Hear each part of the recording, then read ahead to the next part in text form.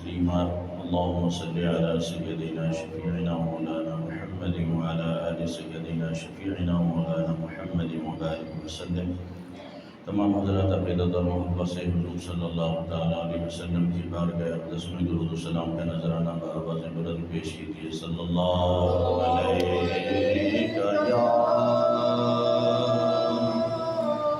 رسول اللہ، وسلم علیہ یا حبیب اللہ، صلی اللہ علیہ یا رسول اللہ، وسلم علیہ یا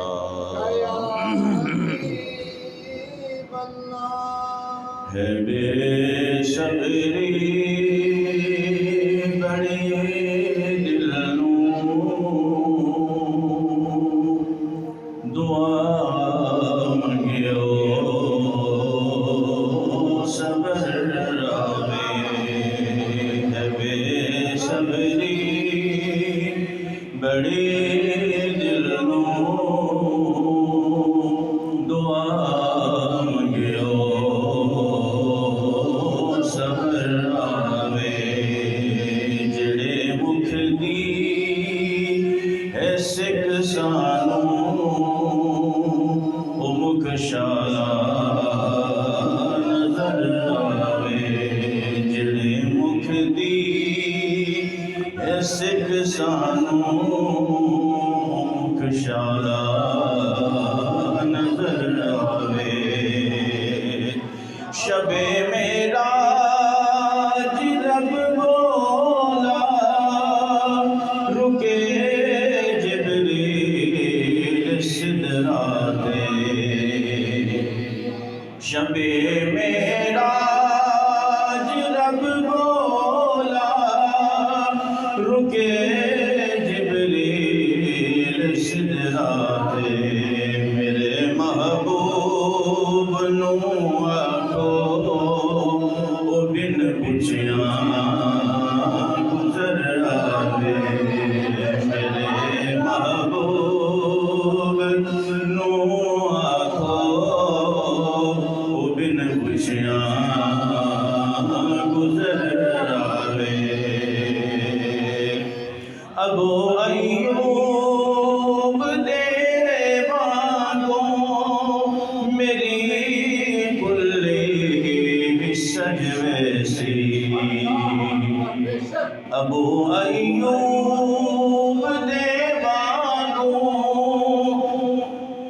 میری کلی بھی سجوے سی. او شاہ سارے رسولاں دا کدی میرے بھی گھر آوے. او شاہ سارے رسولاں دا کدی میرے بھی گھر آوے.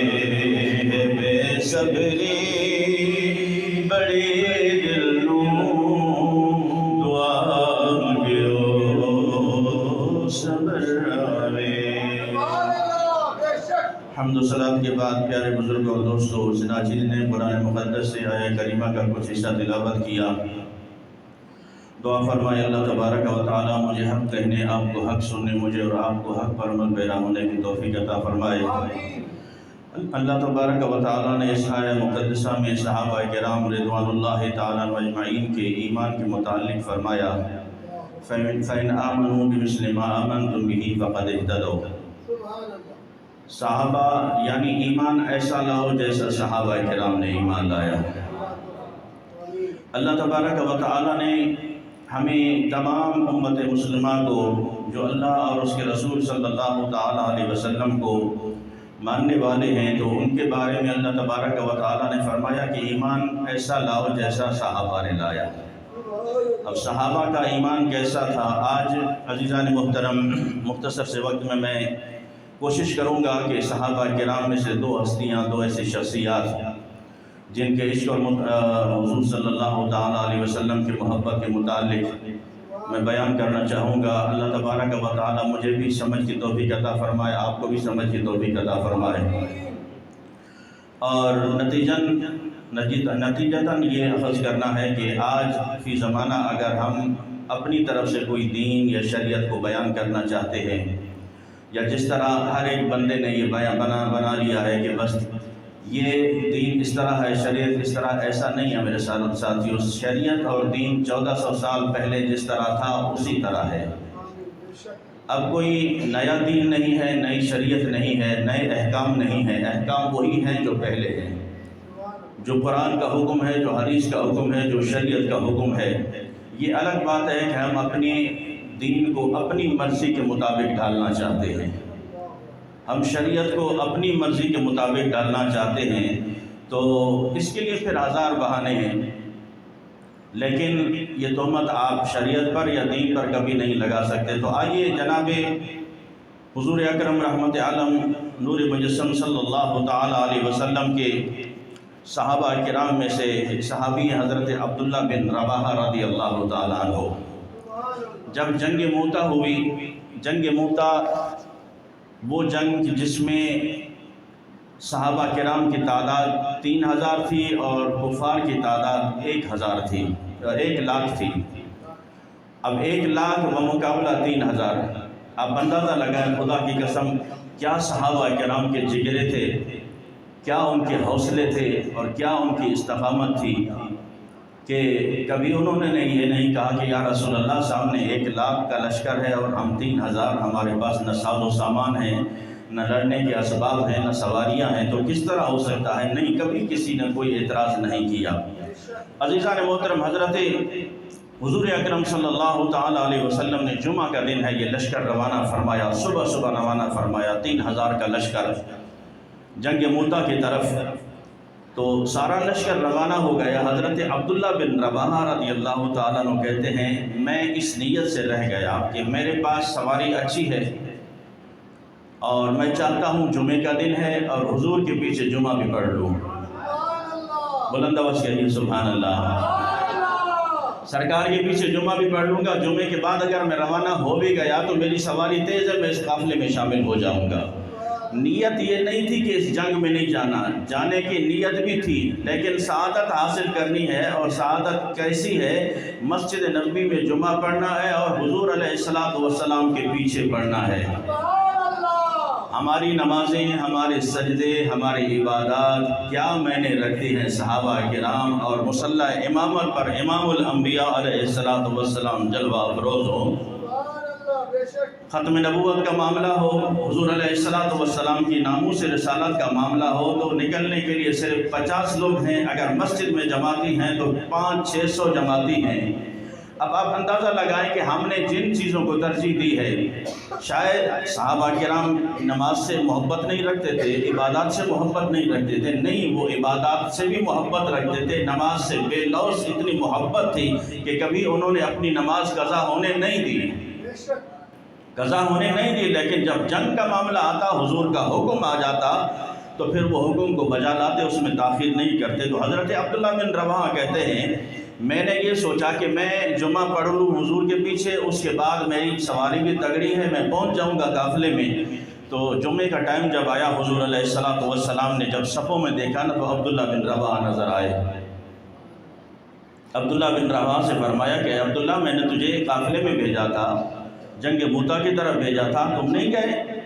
اللہ اکبر۔ حضرت عبداللہ بن رواحہ رضی اللہ تعالیٰ عنہ کہتے ہیں یا رسول اللہ صلی اللہ تعالیٰ علیہ وسلم، اب وہ ان کی عشق اور محبت دیکھیں میرے ساتھیوں۔ پھر بعد میں حضرت عبداللہ بن رواحہ روتے ہوئے، یہ وہ صحابی ہیں جو حضور علیہ السلام کے درباری صحابی ہیں، حضور کی نعت پڑھنے والے۔ ایک تو نے حضرت حسان بن ثابت رضی اللہ تعالیٰ عنہ، بڑے مشہور ہیں، وَأَحْسَنُ مِنْكَ لَمْ تَرَ قَطُّ عَيْنِي وَأَجْمَلُ مِنْكَ لَمْ تَلِدِ النِّسَاءُ خُلِقْتَ مُبَرَّأً مِنْ كُلِّ عَيْبٍ كَأَنَّكَ قَدْ خُلِقْتَ كَمَا تَشَاءُ۔ یا رسول اللہ آپ جیسا حسین و جمیل میری آنکھ نے دیکھا ہی نہیں۔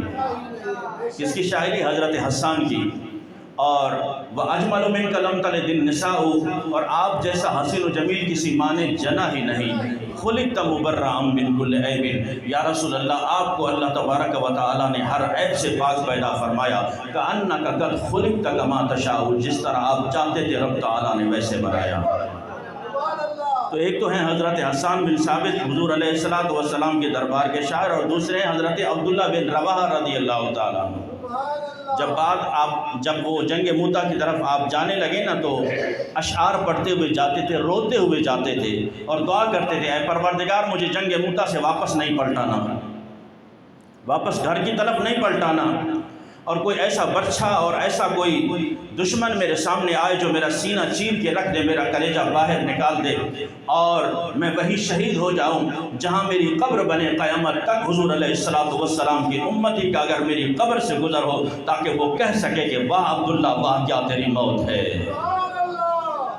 تو عزیزان محترم، جب اتنا جذبہ جہاد بھی ہو، حضور علیہ السلام سے محبت ہو، لیکن پھر بھی صرف سعادت کے طور پر حضور علیہ السلام کے پیچھے جمعہ پڑا، لیکن حضور علیہ السلام نے کیا ارشاد فرمایا، یہ پوری امت مسلمہ کے لیے نصیحت بھی ہے، اور پوری امت مسلمہ کے لیے قیامت تک وہ لوگ جو دین کو اپنی طرف موڑ کر بیان کرنا چاہتے ہیں، چھوٹی چھوٹی داڑھی رکھ لیں اور نماز بغیر ٹوپی کے پڑھ لے بھی ہو جاتی ہے، یہ اس طرح کر لے بھی ہو جاتی ہے، یارو سب کچھ ہو جاتا ہے، لیکن نماز کے بھی کچھ آداب و احترام ہوتے ہیں۔ کسی جج کے سامنے پیش ہونے سے پہلے پتہ ہے نا، آپ کے سارے پٹو، آپ کے جو گریبان کھلا ہوتا ہے اس کو بند کر دیا جاتا ہے، کہتے ہیں پٹو اتار دو۔ کس لیے اتارا جاتا ہے پٹو؟ یہ جج کے آداب کے سامنے آپ کے جو ہے نا، آپ نے یہ پٹو نہیں پہننا، آپ نے جو ہے نا اس طرح کا سینہ کھول کے نہیں رکھنا، گریبان کھول کے نہیں رکھنا۔ جب اس کا مقام یہ ہے اللہ کی بارگاہ میں کھڑے ہو رہے ہو تو اس کے بارگاہ کا کوئی ادب و احترام نہیں ہے، کوئی ملوز خاطر نہیں رکھنا کہ ہم نے کس طرح نماز پڑھنی ہے، کس قاعدے سے، کس کلیے سے پڑھنی ہے، کس طرح کھڑے ہونا ہے، کس باادب طریقے سے کھڑے ہونا ہے۔ آئے فٹ بس دو مرغی کی طرح ٹونگے مارے اور چلے گئے، ہم کہتے ہیں کہ ہم نے رب کا حق ادا کر دیا۔ نہ میرے ساتھی، کل قیامت کا دن ہوگا، ہر چیز کے بارے میں پوچھ گچھ ہوگی کہ ہم نے ہر چیز کو تسلی سے ٹائم دیا، ہم نے ہر چیز کو تسلی سے وقت دیا، لیکن جب عبادات کا ٹائم آیا، اللہ کی بارگاہ میں کھڑے ہونے کا وقت آیا، پھر ہمیں شریعت اپنی طرف نظر آئی کہ نہیں بغیر ٹوپی کے بھی نماز ہو جاتی ہے، اس طرح بھی ہو جاتا ہے، یہ معاملات بھی ہو جاتے ہیں۔ سارے مسئلے ہم خود ہی بیان کرنے لگے، خود ہی مفتی بن گئے، خود ہی عالم بن گئے، کوئی بتاتا بھی ہو تو ہم برا مان جاتے کہ ہمیں اس کا حوالہ چاہیے۔ یارو آپ سارے حوالے ڈھونڈ لے، خدا کی قسم، آپ امام الانبیاء علیہ السلام سے لے کر جتنے انبیاء کرام آئے اور صحابہ کرام 1400-1500 صحابہ کرام، آپ دیکھ لیں کہ ان کے سر پر تو عمامے ہوا کرتے تھے، وہ پگڑیاں تو ہم سے گئیں، ٹوپیاں تو ہم سے گئیں، لیکن جب نماز کا ٹائم آیا تب بھی ہم نماز کا احترام برقرار نہ رکھ سکے اور اپنی تعویلیں کرنے لگے گی۔ تو عزیزان محترم، اللہ تبارک و تعالی ہمیں ایسی عبادت کرنے کی توفیق عطا فرمائے جو رب کو بھی پسند آ جائے، اس کے محبوب کو بھی پسند آ جائے۔ تو حضور علیہ السلام نے جب فرمایا کہ اے عبداللہ تم کیوں نہ گئے اس قافلے کے ساتھ، صبح تو وہ تو روانہ ہو گئے تھے، تو حضرت عبداللہ، اللہ اکبر، آپ کے ایک منہ والے بیٹے ہیں حضرت زید بن ارقم، حضرت عبداللہ کے ایک منہ والے بیٹے حضرت زید بن ارقم، جب جا رہے تھے ان کو ساتھ لے کے، تو کچھ آپ نے اشعار پڑھے، آپ روئے بھی، تو حضرت زید بن ارقم کہتے ہیں کہ آپ اس طرح کی باتیں کیوں کر رہے ہیں کہ میں وہاں سے واپس پلٹ کر نہ آؤں اور میری موت وہاں واقع ہو جائے۔ تو حضرت عبداللہ بن رواحہ نے ایک ڈنڈا مارا اپنے بیٹے کو اور کہا کہ تو نہیں چاہتا کہ اب ہم جس سواری پر سوار ہیں دو اکٹھے جا رہے ہیں اور تنگ بھی ہو رہے ہیں، تم نہیں چاہتے کہ میری وہاں شہادت ہو جائے، تم واپسی تسلی سے آؤ تاکہ تم بھی تنگ نہ ہو، تم اکیلے سواری پر سوار ہوگے۔ یعنی یہ جذبہ جہاد تھا ان کا، یہ محبت رسول تھی۔ آج پتہ نہیں ہم نے کون سی محبت رسول دل میں سنبھالی ہے، زبانی کلامی باتیں ہیں میرے ساتھیوں۔ اللہ تبارک و تعالیٰ میں ہمیں حقیقی معنوں میں عشق رسول عطا فرمائے۔ نہ ہمارے چہرے سے عشق رسول کی جھلک نظر آتی ہے، نہ ہمارے عادات و افکار سے عشق رسول کی جھلک آتی ہے، نہ ہمارے اٹھنے بیٹھنے میں عشق رسول کی جھلک آتی ہے، نہ ہمارے بولنے میں گفتار میں عشق رسول کی جھلک نظر آتی ہے۔ ہم پتہ نہیں کیسے عاشق رسول ہیں جو بد کلامی بھی کر لیتے ہیں، فحش کلامی بھی کر لیتے ہیں، پتہ نہیں کیسے عاشق رسول ہیں باپ کو کھڑے ہو کے بے عزت بھی کر دیتے ہیں، ماں سے بدتمیزی بھی کر دیتے ہیں، ہم پتہ نہیں کیسے عاشق رسول ہیں بڑے سے بدتمیزی بھی بار کر لیتے ہیں۔ ہمیں محلے میں اگر کوئی جانتا ہے تو صرف بد اخلاق کے نام سے جانتا ہے، اگر کوئی ہمیں جانتا ہے تو اتنا جانتا ہے یار اس سے منہ نہیں لگنا، یہ بڑا اچھا آدمی نہیں ہے۔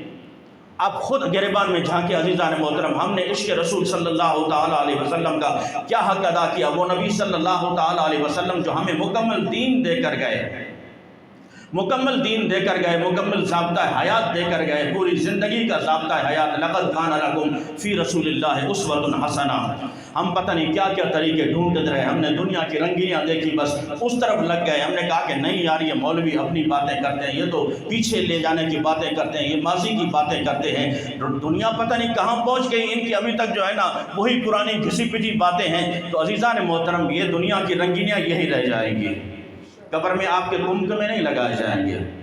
کوئی بڑا آدمی، کوئی سردار وڈیرا ملک فوت ہوگا، وہ بھی صرف کسی کفن میں جائے گا، کسی کفن میں جائے گا، اور قبر کے اندر اس کی کوئی لائٹیں، کوئی کمکمے، کوئی بڑے فانوس، کوئی اے سی نہیں لگایا جائے گا۔ غریب فوت ہوگا تو بھی اسی 3 کپڑوں میں اس نے جانا ہے، کفن میں جانا ہے، اور اس کی قبر میں بھی کوئی لائٹنگ، کوئی کمکمے، کوئی اے سی وغیرہ نہیں ہوگے۔ تو جب وہاں جا کر سارے ایک ہیں تو یہ دنیا کی رنگینیاں ہیں، چھوڑ دو اسے، آؤ اپنے رب کی طرف لوٹ کر آ جاؤ، اپنے رب کی طرف لوٹ کر آ جاؤ جس نے تمہیں ہر نعمت سے نوازا ہے۔ اس سے پہلے کہ تم معذور ہو جاؤ، اس سے پہلے تم سے نعمتیں چھین لی جائیں، اس سے پہلے کہ نعمتوں سے محروم ہو جاؤ، آؤ انہی نعمتوں کے ساتھ رب کی بارگاہ میں کھڑے ہو کر سر بسجود ہو جاؤ اور لاکھ بار، ہزار بار اس کا شکر ادا کرتے ہو۔ پروردگار تو نے مجھے حسین چہرہ دیا ہے، تو نے مجھے حسین چہرہ دیا ہے، دنیا کی ہر طرح کی نعمت دی ہے، تیرا شکر ادا نہ کروں تو اور کیا کروں؟ تو عزیزان محترم، حضرت عبداللہ بن رواحہ رضی اللہ تعالیٰ عنہ جب میرے آقا نے فرمایا نا کہ اے عبداللہ تو کیوں نہیں گیا، عرض کی یا رسول اللہ صلی اللہ تعالیٰ علیہ وسلم میں چاہتا تھا کہ آپ کے پیچھے جمعہ پڑھ لوں، یہ سعادت مجھے حاصل ہو جائے، اس کے بعد پھر جو ہے نا میرے پاس سواری تیز تھی، میں جا کر قافلے میں پہنچ جاؤں گا۔ اللہ اکبر۔ سرکار دو جہاں صلی اللہ تعالیٰ علیہ وسلم نے فرمایا اے عبداللہ تیرے پاس دنیا کے اندر جتنی بھی چیزیں ہیں ساری تیرے پاس موجود ہیں، دنیا میں جتنی بھی خزانے ہیں وہ تیرے پاس موجود ہوں، اور تو ان خزانوں کو لٹا دے اللہ کی بارگاہ میں، لیکن جو صبح قافلہ جا چکا ہے ان کے برابر تو کبھی بھی نہیں ہو سکتا۔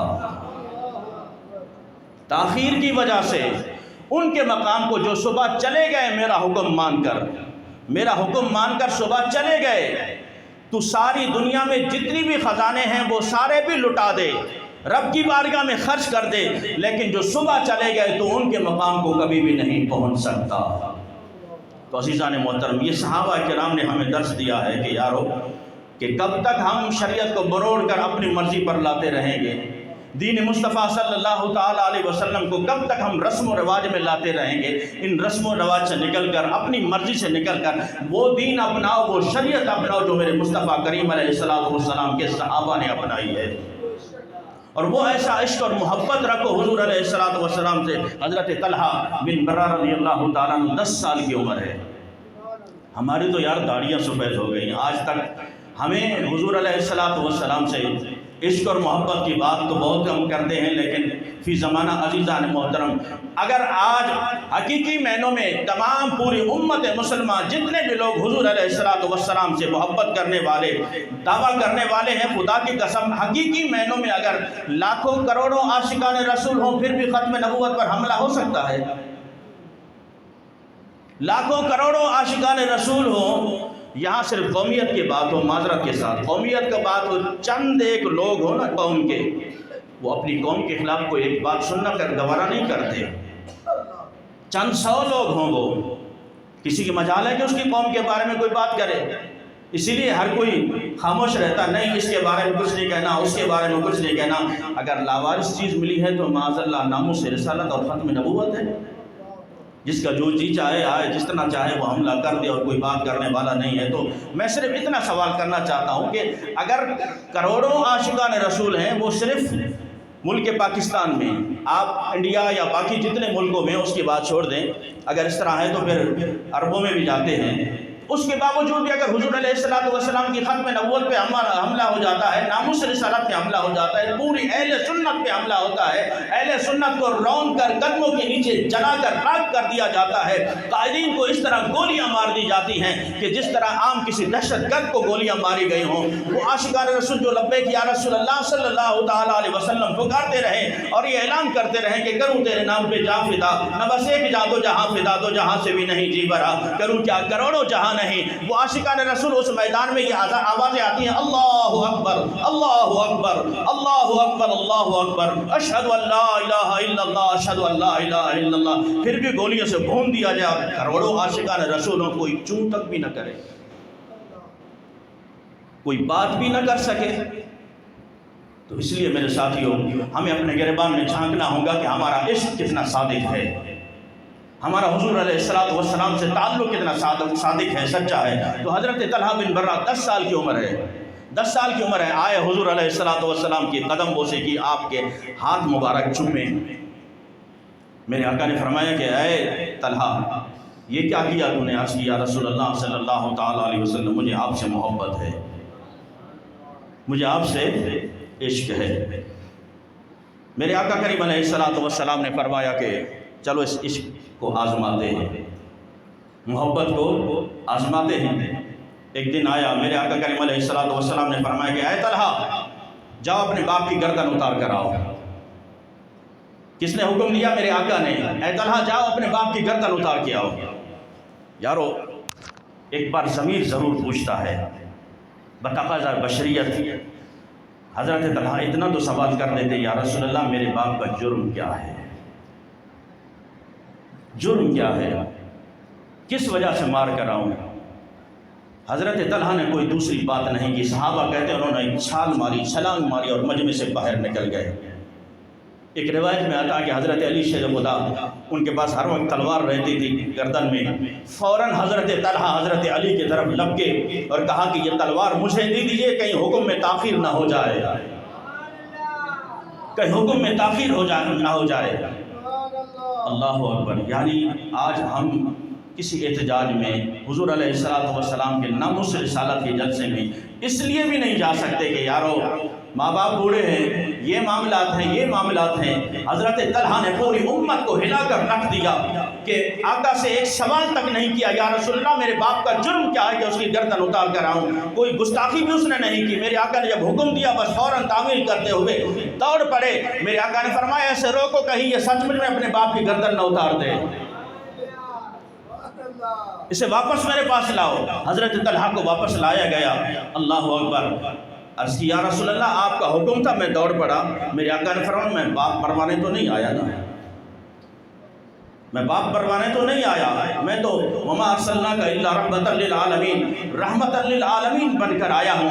میں صرف آزمانا چاہتا تھا، یہ جو تم کہتے ہو نا، تم نے ہاتھ پہ بھی بوسا دیا، پاؤں پہ بھی بوسا دیا، میں نے پوچھا کس لیے؟ آپ نے کہا کہ مجھے آپ سے محبت ہے، بس اس محبت کو میں آزمانا چاہتا تھا۔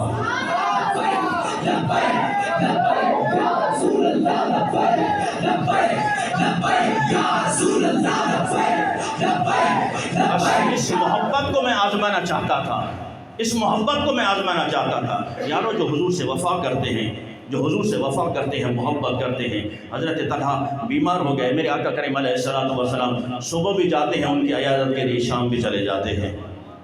اے طلحہ تیرا کیا حال ہے؟ اللہ اکبر۔ سنا ہے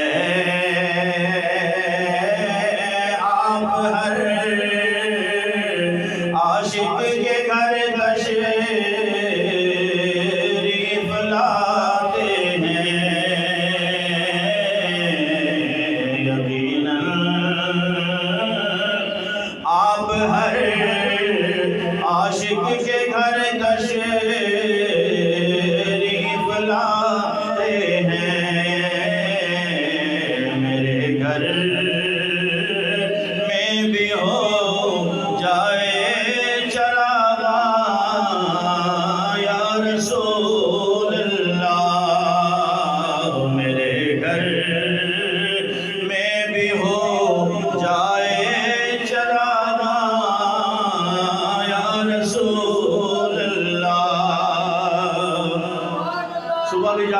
حضرت وہ شام بھی جاتے ہیں۔ آخر ایک دن آیا، میرے آقا کریم علیہ السلام نے حضرت طلحہ کے والد کو بلایا اور کچھ کان میں کہا کہ آج رات اس کا انتقال ہو جائے گا، یاد رکھنا جب اس کا انتقال ہو جائے مجھے ضرور اطلاع کرنا، اس کا جنازہ میں خود پڑھاؤں گا، اس کا جنازہ میں خود پڑھاؤں گا۔ جب سرکار تشریف لے گئے تو حضرت طلحہ نے کہا کہ بابا جان کیا کہہ رہے تھے رسول اللہ صلی اللہ تعالیٰ علیہ وسلم؟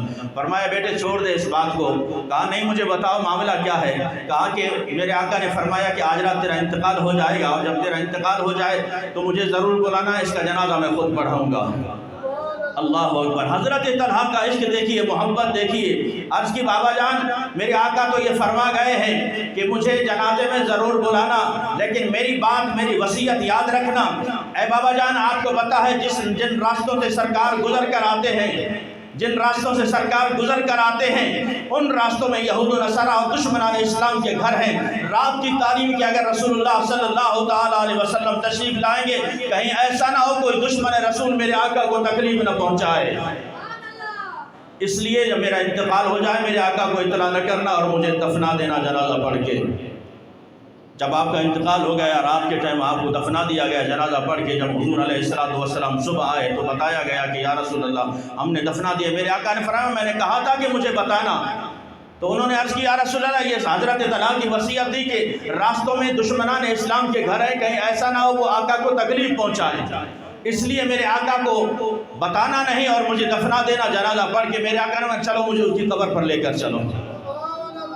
کی محمد سے وفا تو نے تو ہم تیرے ہیں، یہ جہاں چیز ہے کیا لوح و قلم تیرے ہیں۔ حضور علیہ السلام سے وفا کر کے تو دیکھو، محبت کر کے دیکھو یارو۔ جب صدق کے دل سے حضور علیہ السلام سے سچی محبت ہوگی، صرف دعوے نہیں، صرف کھوکھلے نعرے نہیں، صرف زبانی کلامی نہیں، دل سے اگر حضور علیہ السلام سے محبت کر کے دیکھو، پھر دیکھو حضور کیسے کرم نوازی فرماتے ہیں۔